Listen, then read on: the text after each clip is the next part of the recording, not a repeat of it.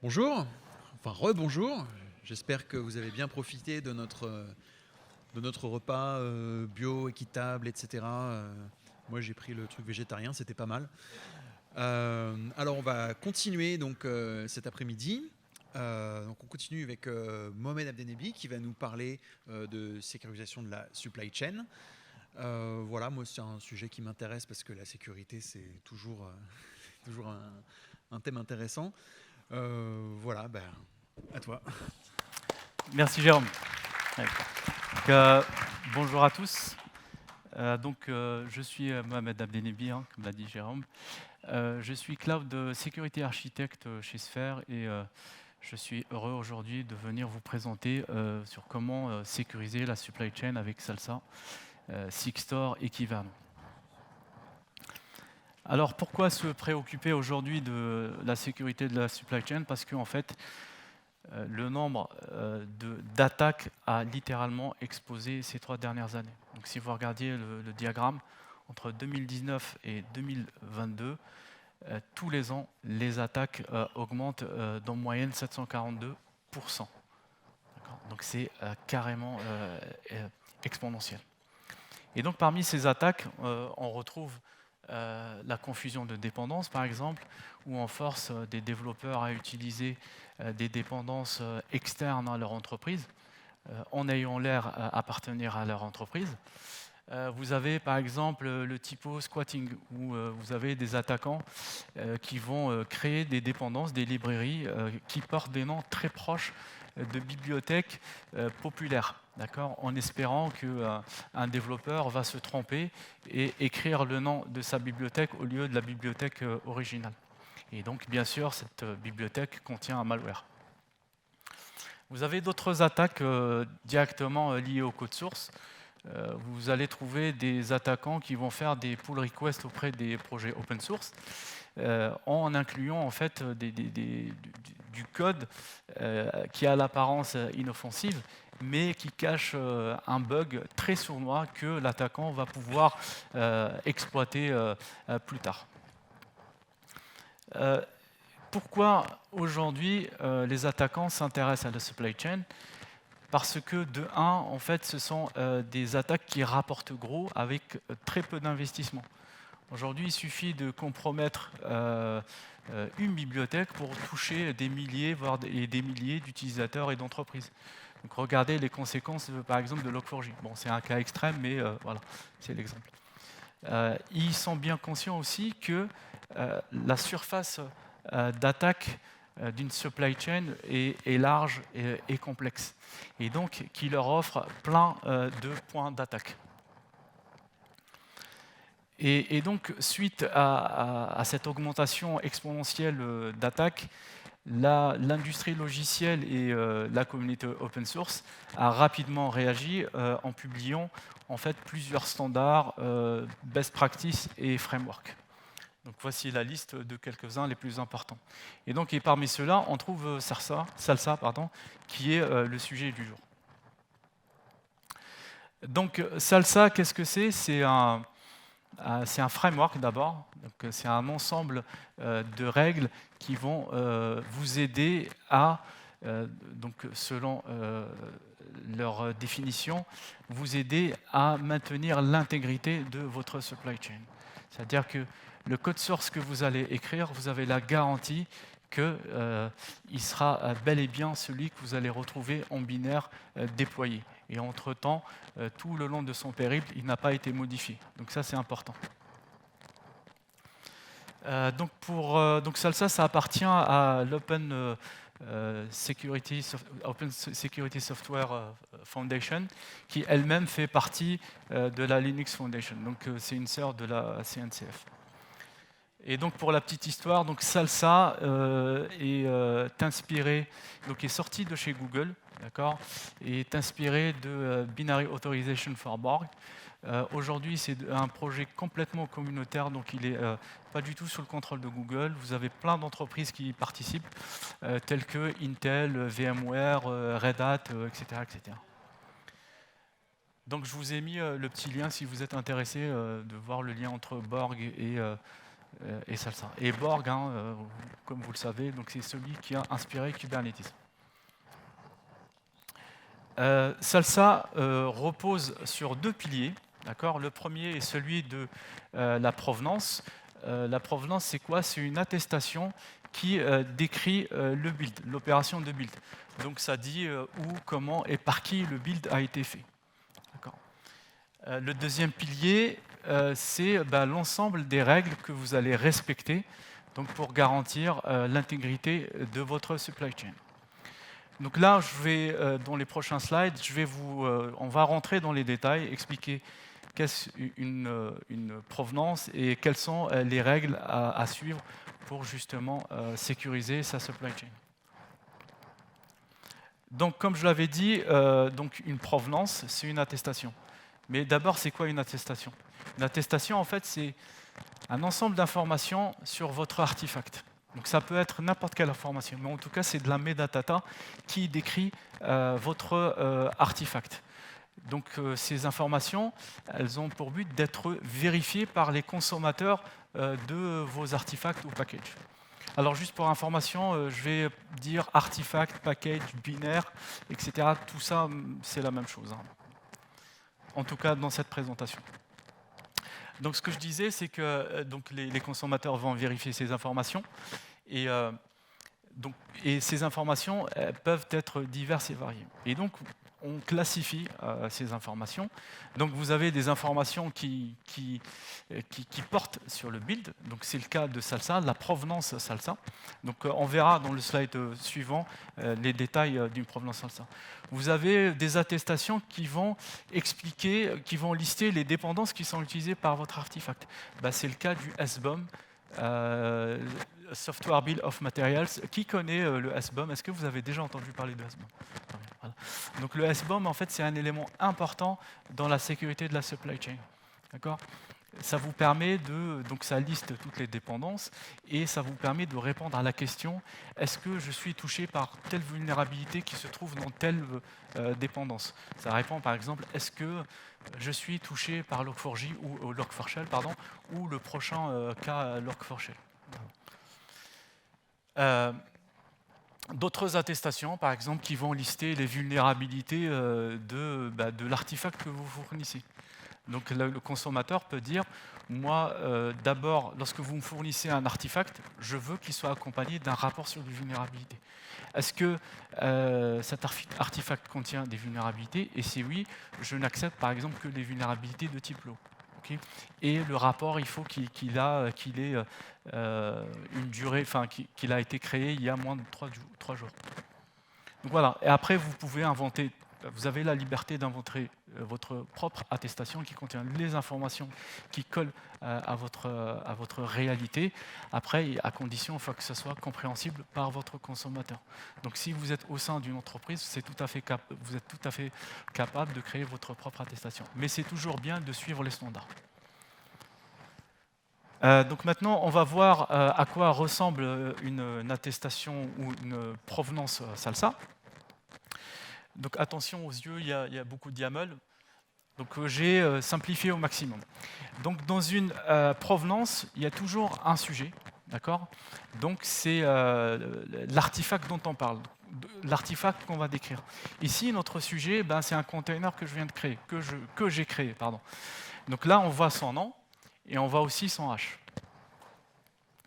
Après, la deuxième partie de la provenance, c'est un prédicat. Donc le prédicat, en fait, ça décrit toujours le sujet. C'est comme dans la langue française. Donc c'est dans la partie prédicat où on va voir toutes les informations sur le sujet. Qu'est-ce qu'on peut avoir comme information? Par exemple, ce que je viens de montrer, le build type. Quel est le système de build qui a construit cet artefact? Là, ne faites pas attention à cette URL, mais en fait, elle spécifie un builder dans GitHub. Donc après, chaque système de build, il a ses propres build types. Ensuite, le builder ID, c'est l'identifiant qui a été affecté par le système de build au builder. Donc pareil, ça, ne faites pas attention à ça. Un truc important, c'est la partie suivante, c'est l'invocation. quel est le point d'entrée, quel est le script qui a déclenché et qui a créé cet artefact. Et ici, en l'occurrence, c'est un workflow, GitHub Actions. On peut avoir plein d'autres informations sur le build, toujours. Hein. Là, on fournit les environnements, les variables d'environnement donc que le build a vu pendant l'exécution. Et enfin, vous avez la partie matérielle. En fait, ça comprend tous les inputs qui ont contribué à fabriquer votre artefact. Ici, l'input essentiel, c'est le repo Git. Mais si jamais, par exemple, vous avez utilisé des compilateurs un peu spéciaux, vous pouvez les lister ici. Alors, à quoi sert la provenance? Donc, elle peut servir à plein de choses. Donc, rappelez-vous, hein, la provenance, à un moment donné, elle sera vérifiée par le consommateur de votre artefact. Donc, elle permet au consommateur de, à partir du binaire, remonter au code source. Donc là, on peut, donc si la provenance elle est signée et authentifiée, donc on a un document qui nous permet d'avoir le lien authentique entre le binaire que je suis en train de manipuler et son code source. Donc demain, si j'ai un problème, donc je peux remonter au code source. Ça permet aussi de garantir l'intégrité du binaire. Donc là, si je reviens à l'écran précédent, vous voyez que pour le container, j'ai fourni le hash du container. Donc ça permet au consommateur de calculer le hash chez lui et comparer le hash, et donc ça permet d'avoir l'intégrité. Et enfin, dans des cas particuliers où vous avez des entreprises qui ont un niveau de sécurité très exigeant, vous pouvez aussi rejouer le build. Voilà. Rejouer le build et recréer le même artefact chez soi. Donc il y a des entreprises qui sont soumises à des règles de sécurité très strictes peuvent faire ça.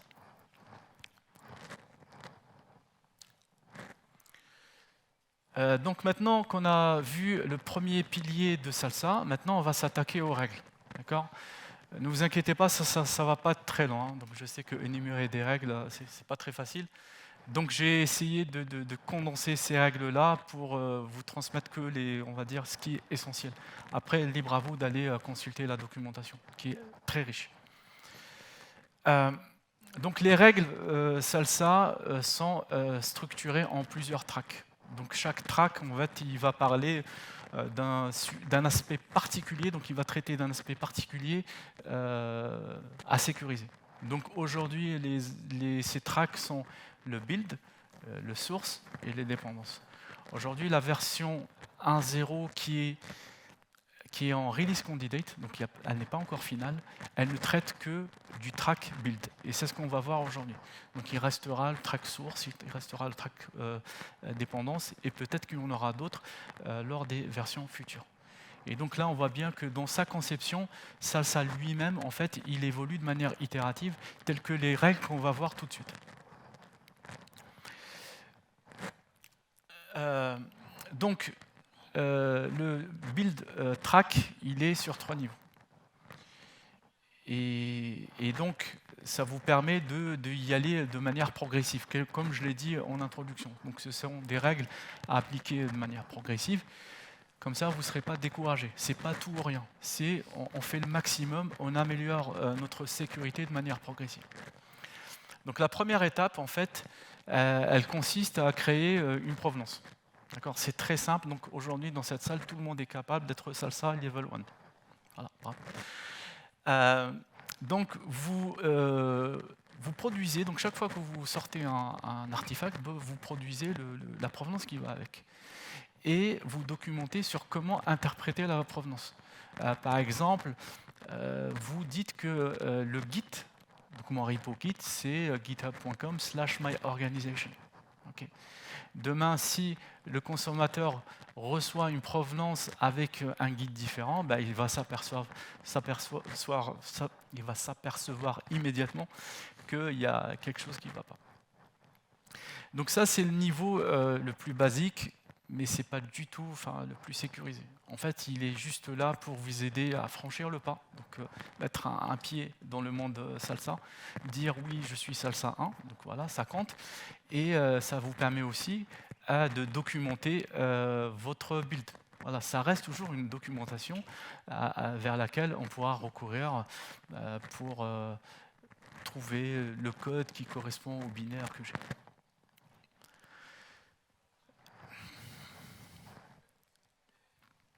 Maintenant, on s'attaque au niveau 2. Au niveau 2, on exige l'utilisation d'un système de build. Contrairement au niveau 1, vous pouviez tout à fait créer votre binaire sur votre machine. D'accord. Au niveau 2, donc on augmente le nombre d'exigences. Il faut un système de build. Il faut que ce système de build soit capable de générer votre provenance. Ce n'est plus vous qui créez la provenance, mais le système de build. Pourquoi? Parce que le système de build est capable de récolter les informations exhaustives autour du build. D'accord. Et vous avez la garantie que la provenance en elle-même n'a pas été falsifiée. Donc là, il faut se mettre dans une situation où je crée un job, je le commit, et puis mes credentials ont été volés par quelqu'un, et ce quelqu'un va accéder à ma pipeline, donc il pourra trafiquer ma pipeline pour trafiquer une provenance. D'où l'importance de créer la provenance par un tiers de confiance. Et donc, c'est le système de build qui va jouer le rôle de tiers de confiance. Et donc ça, c'est première contrainte, système de build, provenance créée par le système de build, et signature de la provenance cette fois-ci. Donc il faut la signer afin que le consommateur puisse l'authentifier.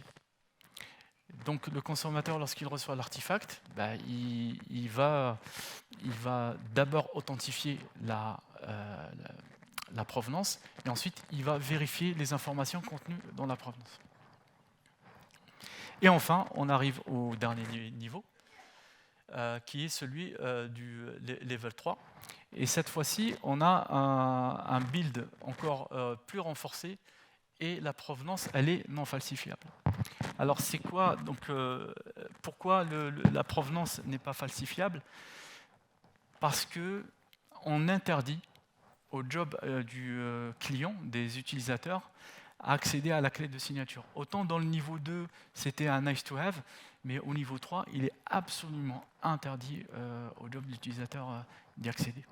Donc ce qui vous permet d'avoir une provenance garantie non falsifiable.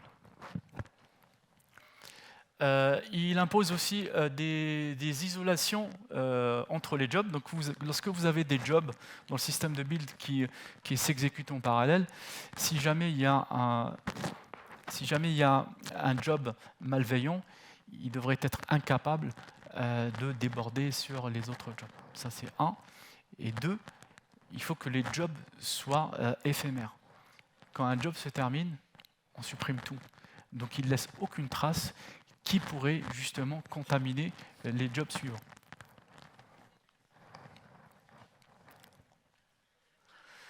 Donc, en résumé, donc si vous voulez atteindre un niveau Salsa le plus élevé possible, si vous avez un build système qui est capable d'isoler les jobs, d'assurer qu'ils soient éphémères, de générer et signer une provenance, vous êtes éligible à Salsa 3.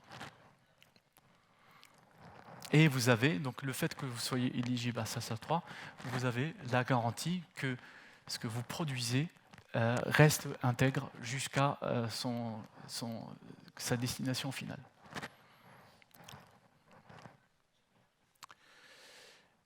Donc là, on va essayer d'implémenter Salsa 3. Donc on a choisi comme système de build GitHub Actions. Alors pourquoi GitHub Actions? Parce que on va dire que dans la communauté open source, GitHub en fait c'est l'un des plus répandus, d'accord? Et que aujourd'hui, donc si je vous parle GitHub Actions, tout le monde dans cette salle a normalement un compte GitHub. Vous serez tout à fait capable de de rejouer la démo. Donc je vais vous fournir un QR code à scanner pour que vous puissiez récupérer la démo. Aussi, parce que GitHub Actions, on peut facilement atteindre Salsa 3.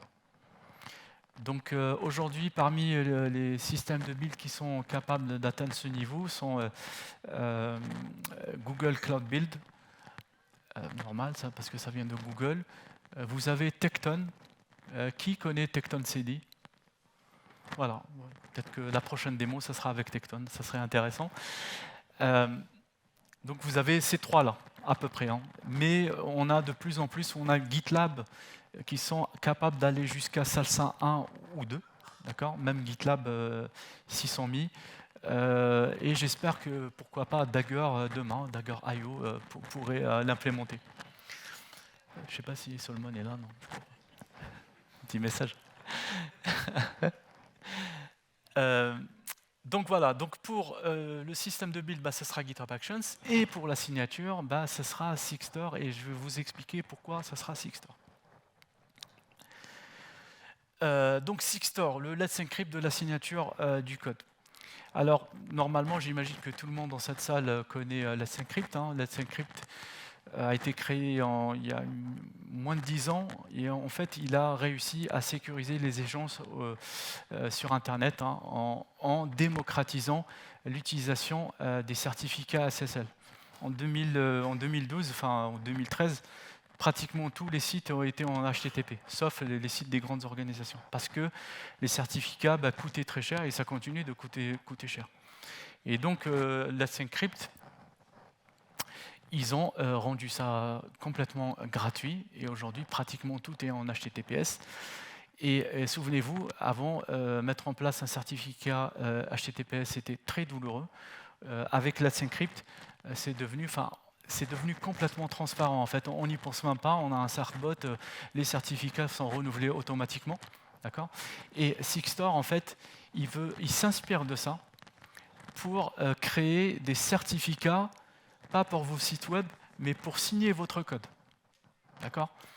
Vous, en tant que développeur, vous allez pouvoir, à la sortie de ce talk, vous allez pouvoir générer des certificats à la volée, signer du code avec votre propre identité. Et je vais vous expliquer comment. Donc, rapidement, Sigstore, en fait, c'est un ensemble, c'est un service déjà. C'est des outils, un service déployé sur Internet, donc c'est une PKI, c'est comme Let's Encrypt, mais pour la signature de code. Donc elle est composée essentiellement de 3 éléments. Donc vous avez la CLI, cosign, donc c'est elle qui fait toutes les opérations de signature. Vous avez Fulcio qui est l'autorité de certification, et c'est elle qui va vous permettre de générer des certificats X509. Et enfin, vous avez Record qui est un transparency log. Le transparency log, c'est aussi en fait un système qui est utilisé dans le monde des certificats pour les sites web. Ça permet aux grands clients, ou en tout cas à tout le monde, de s'assurer qu'aucune autorité de certification n'a créé de certificat en leur nom. Ça s'est déjà arrivé, et justement la Transparency Log a fait son apparition suite à un événement où une autorité de certification a créé des certificats wildcard pour Google, pour Apple, pour Microsoft, etc., etc. Donc ça a fait beaucoup de bruit, et suite à ça, ces grandes sociétés ont réagi pour créer un Transparency Log pour les certificats. Et le but, c'est de monitorer ce Transparency Log pour s'assurer qu'aucun certificat n'a été créé en mon nom. Et donc là, ça suit le même principe. C'est que vous allez pouvoir monitorer Record et vous assurer que personne n'a signé quoi que ce soit en votre nom. Okay. Ça permet aussi de stocker les signatures, on va le voir plus tard. Et donc c'est une espèce de log. Si jamais demain vous avez un litige, ou vous voulez faire une enquête, vous pouvez toujours consulter Record. Donc les informations qui sont dans Record sont en écriture seule, on ne peut pas modifier de la donnée, d'accord ? On peut juste écrire et consulter. Et la donnée sera stockée à vie.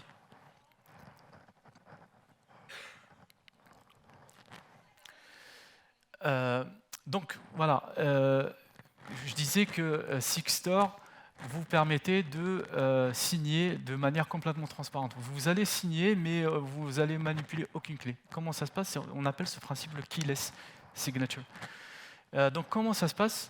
Donc avant de générer votre certificat, vous allez vous authentifier auprès d'un OIDC provider, donc un Open Connect ID. Donc vous allez vous authentifier, il va vous donner votre identity token. Et grâce à cet identity token, vous allez l'échanger contre un certificat d'une durée de vie de 10 minutes. Pourquoi 10 minutes? En fait, c'est pour s'affranchir de tous les problèmes que peuvent apporter les certificats. Pour éviter de gérer justement les clés. 10 minutes, le temps d'une signature. Vous avez 10 minutes, vous avez largement le temps de signer et vous débarrasser des clés. Donc c'est de l'histoire ancienne. Okay, donc la clé privée que vous aurez générée en mémoire, donc elle ne sera jamais écrite sur le disque dur, elle sera effacée, donc plus besoin de la stocker de manière secure, de la révoquer ou quoi que ce soit. Voilà. Donc, enfin la démo. Voilà, fini la théorie. Donc, nous allons avoir 3 démos. La première, on va voir comment Sigstore fonctionne. Et donc, vous montrer le principe du keyless signature. La deuxième démo, on va utiliser justement GitHub pour créer un container et le certifier Salsa 3. Donc je m'auto-certifie. Après, si vous avez des questions sur la certification, comment on audite, etc., vous pourriez me poser la question. Après, si j'ai le temps, je pourrais en parler. Donc, je crée un container Salsa 3. Et enfin, la troisième démo, ce container, je le fournis à mon consommateur. Il faut que lui-même s'assure que la provenance, elle est correcte, etc. Voilà, le QR code, si vous voulez.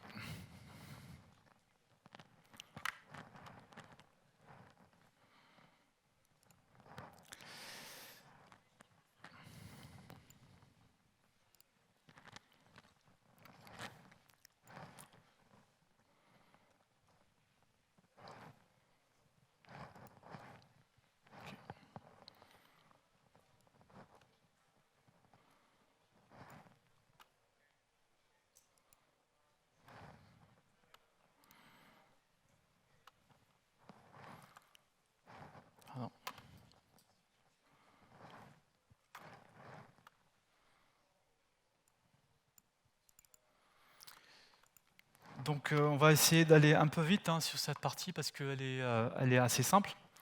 Attends, pardon, je vais juste démultiplier les écrans. Une petite seconde.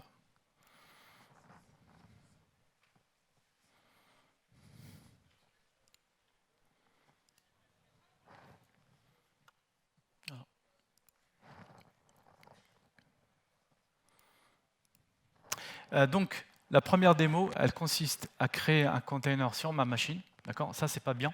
Et le pousser sur le container registry. Et on va voir comment bloquer ça. Donc, je vous montre à quoi ressemble le container. En fait, il est très simple. Il est là, le Dockerfile. Voilà, c'est une image alpine et puis Hello World, Hello Salsa, pardon.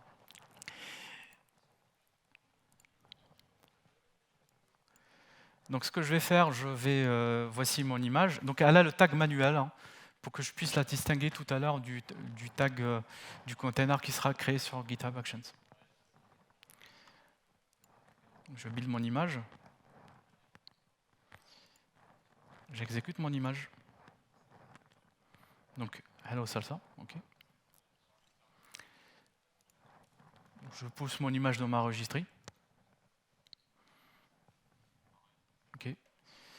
Donc là, je récupère en fait le nom complet de l'image parce que généralement, on ne signe pas les tags, parce que comme les tags bougent, donc on signe le nom complet avec le hash de l'image.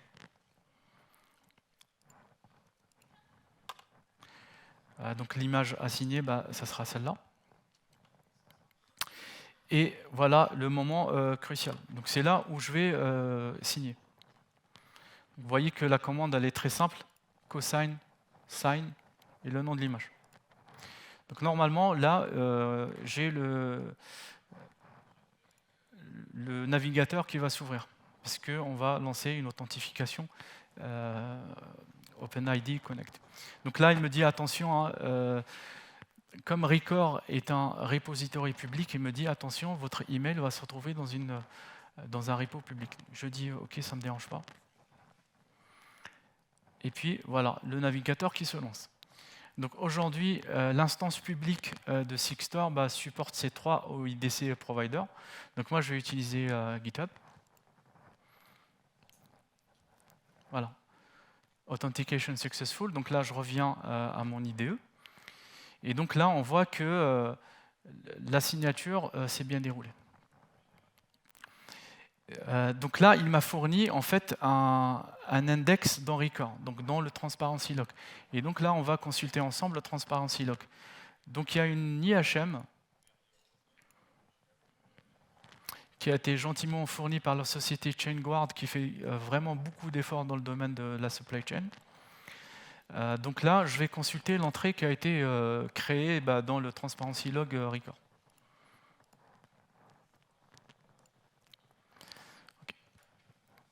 Et donc, ce qui est intéressant, c'est que je peux voir mon certificat qui a été créé. Donc, on voit qu'il a été créé par Sigstore et on voit sa durée de vie. Donc, il va expirer dans 9 minutes. Moi, j'ai déjà fait ma signature. Okay. Et on voit que c'est un certificat pour faire des signatures numériques et spécifiquement pour signer du code. Voilà la partie qui nous intéresse. Après, je peux aller dans mon repository et voir la signature qui a été poussée. Pardon.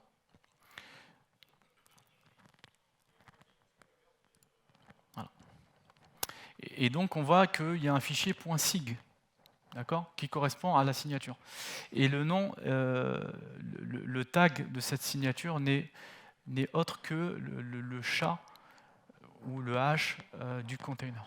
Donc vraiment sur la registrie, surtout pour les registries OCI V2, qui acceptent autre chose que les containers, donc on peut stocker au même endroit les signatures et les attestations, en tout cas toutes les médatas qui concernent un container.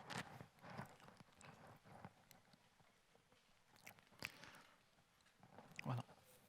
Donc voilà pour cette... on peut vérifier, hein, je vais vous montrer le code, donc je vais essayer d'aller rapidement.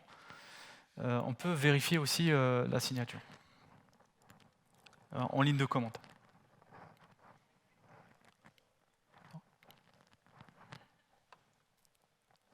En ligne de commande, donc on a cette commande-là.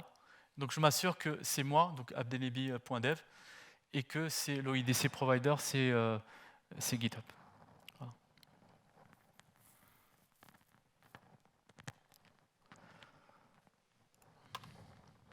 Voilà, donc quand c'est vert, c'est que c'est bon.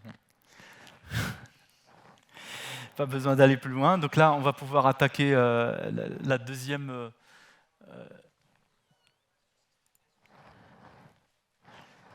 démo. Et donc, cette fois-ci, le container sera créé sur GitHub Actions. Okay.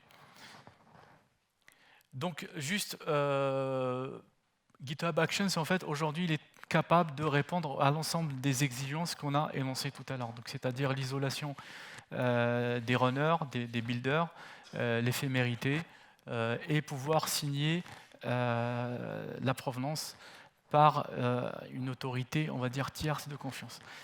Donc, l'implémentation utilise les workflows, les reusables, les workflows réutilisables. Qui connaît les workflows réutilisables?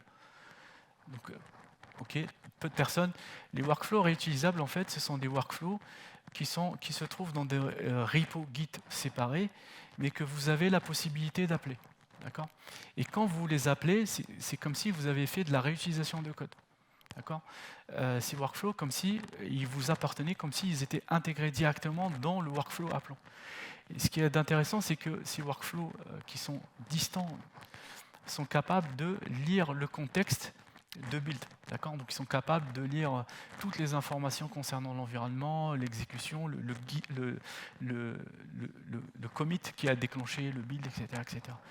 Donc en fait, c'est une astuce qui nous permet de créer dans un repo à part la provenance, sans que le job d'utilisateur appelant soit capable de modifier quoi que ce soit ou interférer dans la création de cette provenance. Ce qui est intéressant aussi, c'est que les jobs dans GitHub peuvent avoir une identité. Donc c'est une identité, c'est un service account, d'accord ? Donc il peut lui-même négocier, enfin demander un identity token, comme moi je l'ai fait tout à l'heure sur mon navigateur. D'accord ? Et il va pouvoir hériter d'une identité qui lui appartient et qu'on peut vérifier plus tard, justement, lorsqu'on va faire de la vérification de signature. Là, il y a quelques minutes, j'ai vérifié que le signataire, c'était ma personne. Mais tout à l'heure, lorsqu'on va faire la signature, on va s'assurer que celui qui a signé, c'est le job. Et on va voir à quoi ressemble l'identité d'un job. Donc voilà, on va se lancer. Donc, on plante le décor. Donc nous avons une société fictive qui s'appelle Alba Systems. Voilà. J'ai demandé à ChatGPT le nom d'une société, voilà, c'est tout ce qu'il m'a trouvé. Donc, on a une société fictive, on a des équipes, on a les équipes de dev qui produisent leurs artefacts, leurs containers, et on a une équipe DevSecOps qui, elle, s'occupe des projets qui génèrent les provenances pour les autres projets. Et donc, grâce au RBAC qui contrôle d'accès de GitHub, on peut considérer que le projet générateur de provenance est un projet sécurisé et qu'il n'y a que les personnes, les admins, qui ont le droit d'y toucher. Et donc, il y a très peu de chances que ça soit compromis pour qu'on crée des provenances à tout va. Voilà comment ça va se passer. Donc, vous avez le développeur qui fait un push. Alors comme la démo, l'exécution du build va durer 2-3 minutes, ce que je préfère, c'est que je bascule directement là sur mon IDE et je vais faire un push. On va laisser le truc s'exécuter et puis on va poursuivre la démonstration. Donc en fait, ce que je vais faire, je vais prendre mon Dockerfile et je vais changer hello KCD. 23. J'espère qu'en 2033, il y aura toujours KCD, j'en suis sûr. Donc, je commit mon code.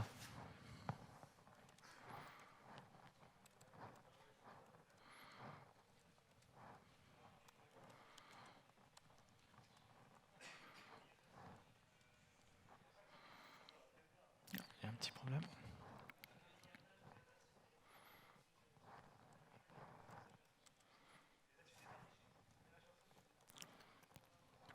Ici, pareil, donc dans la supply chain, donc ça part du poste du développeur. Je signe mes commits. Donc ça, c'est aussi une bonne pratique.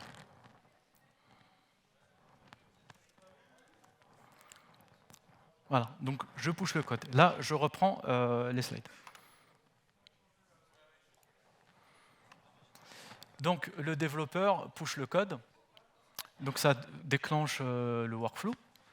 Le workflow s'exécute, il crée mon container, il le signe s'il le veut, d'accord ? Il publie la signature. Et puis, il va invoquer le provenance generator. Okay ?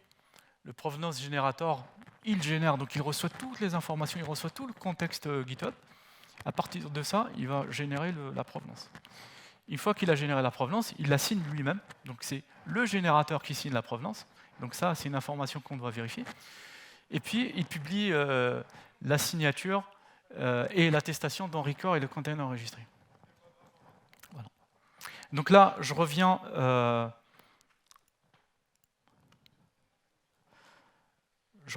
à mon GitHub Actions. Donc là, on voit que Hello KCD, le commit, il est en cours d'exécution. D'accord ? Donc ça prend un peu de temps. Donc on va voir. Ce qu'on va faire, c'est que puisque ça prend du temps, je vais utiliser l'image précédente que j'ai générée, d'accord ? Et on va vérifier sa signature. Donc croyez-moi sur parole, donc c'est la même. Donc voici l'identité. C'est celle-là. Donc voilà, c'est assez compliqué. Alors prenez-le comme ça.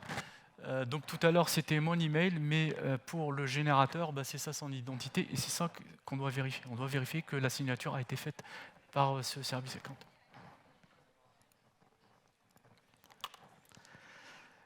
Ok. Maintenant on va vérifier la signature, l'attestation. Tout à l'heure, j'ai vérifié une signature, mais aussi, on peut vérifier aussi l'attestation directement. Donc là, on regarde le code, cosign, verify, attestation. Quel type d'attestation? Parce qu'il peut y en avoir plusieurs. Et je veux vérifier une attestation de type salsa. D'accord? La policy, je crois qu'on n'a pas le temps de la regarder. Mais en tout cas, ce qui est important, je veux que cette attestation soit signée par le service account de GitHub et dont l'identité a été fournie par GitHub. Voilà. Tac. On va accélérer un petit peu. Pardon.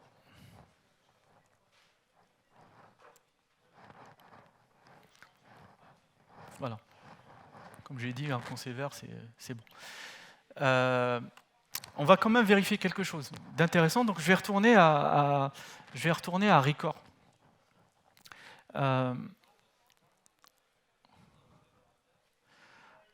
On va afficher l'attestation parce que c'est toujours intéressant de le faire. Où est-ce que je peux récupérer cette information? Je pense que c'est là. Donc pas besoin d'aller sur Record. Donc on va voir l'attestation immédiatement ici. La provenance, quand je parle d'attestation. Voilà. Voilà. Donc c'est assez verbeux, mais vous allez revoir les parties qu'on a vues tout à l'heure ensemble.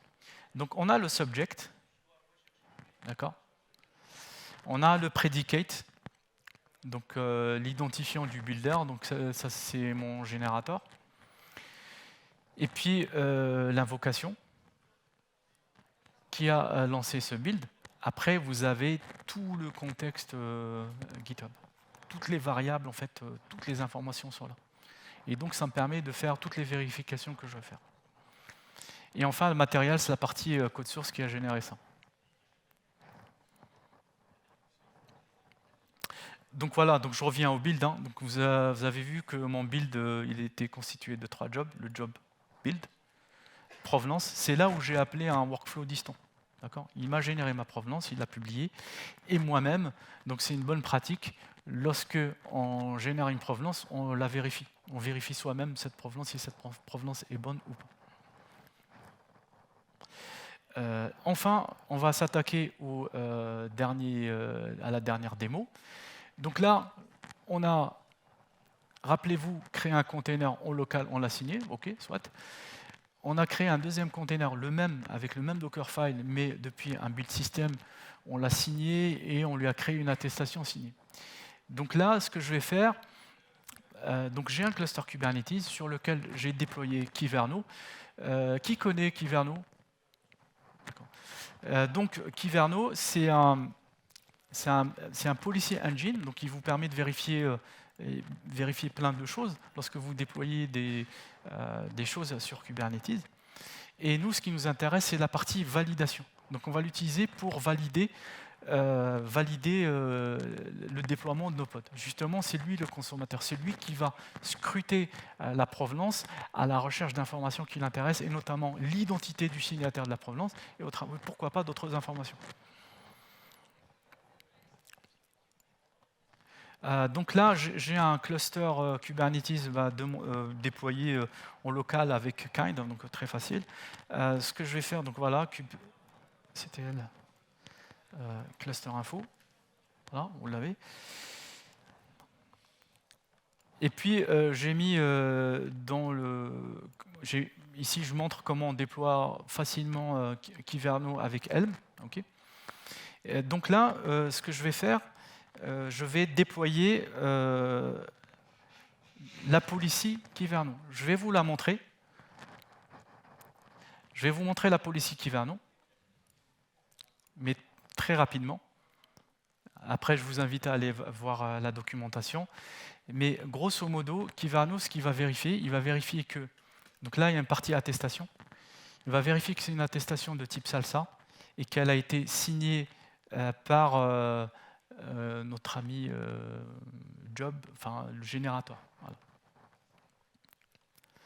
Et il va aussi vérifier le contenu de la provenance, d'accord, en recherchant ici le builder ID. Mais vous pouvez rechercher l'information qui vous intéresse. D'accord.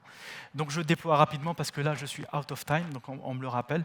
Je déploie rapidement pour vous montrer comment on refuse un pod qui ne respecte pas les règles. Donc je déploie ma policy. Boum. Et vous vous souvenez du premier container qu'on a créé, manuel. Donc là, on va essayer de le déployer.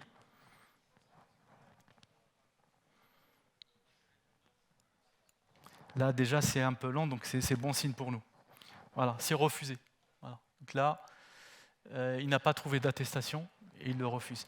Et si je prends celui qu'on a créé dans GitHub,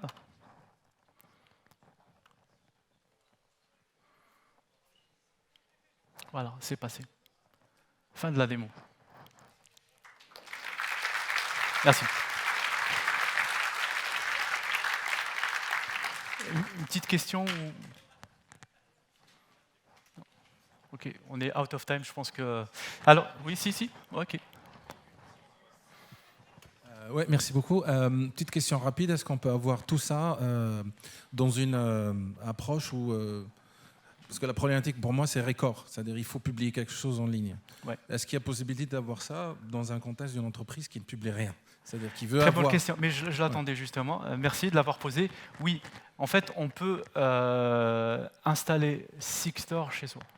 Voilà, caché en entreprise, donc vous n'êtes pas obligé de tout publier sur les instances publiques. Donc il y a même des articles qui vous expliquent comment déployer Sigstore en interne en entreprise. Ouais.